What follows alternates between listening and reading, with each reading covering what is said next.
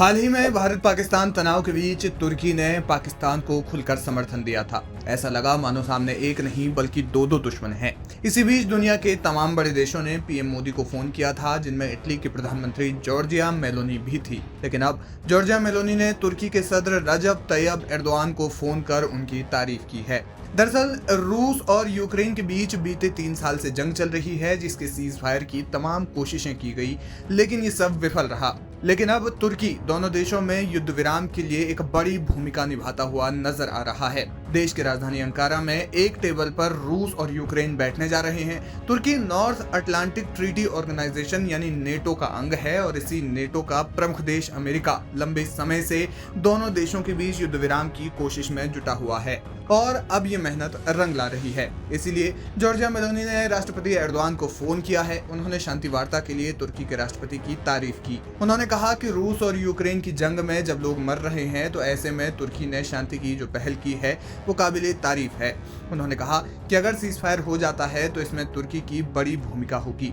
आपको बता दें कि यूक्रेन के राष्ट्रपति वोलोदिमीर जेलेंस्की और रूस के राष्ट्रपति व्लादिमीर पुतिन तुर्की के इस्तांबुल में मुलाकात करने वाले हैं, जहां दोनों देशों के बीच चल रहे युद्ध को रोकने पर बात होगी। कहा जा रहा है कि इस वार्ता में अमेरिकी राष्ट्रपति डोनाल्ड ट्रंप भी शामिल हो सकते हैं। रिपोर्ट्स के मुताबिक डोनाल्ड ट्रंप ने ही दोनों पर मुलाकात करने का दबाव बनाया था। यूक्रेन ने रूस से मांग की थी कि वो वार्ता से पहले 30 दिवसीय युद्ध विराम को बिना शर्त स्वीकार करे। बताया जा रहा है कि यूक्रेन के राष्ट्रपति व्लादिमीर जेलेंस्की युद्ध विराम की बात पर अड़े हुए हैं। वहीं पुतिन ने कहा कि इस वार्ता का उद्देश्य है कि इस संघर्ष को जड़ से खत्म किया जाए।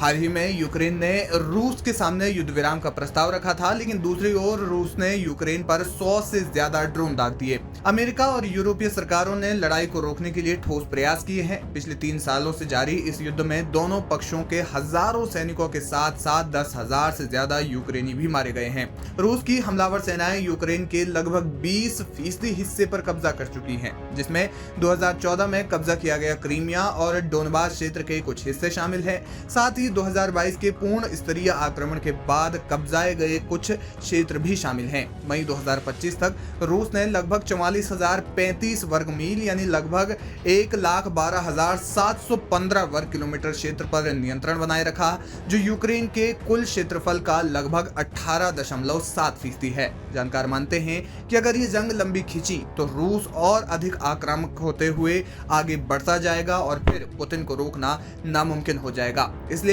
जेलेंस्की लगातार सीज फायर की मांग कर रहे हैं। देखना यह होगा कि इस्तांबुल में होने वाली वार्ता किस ओर रुख करती है।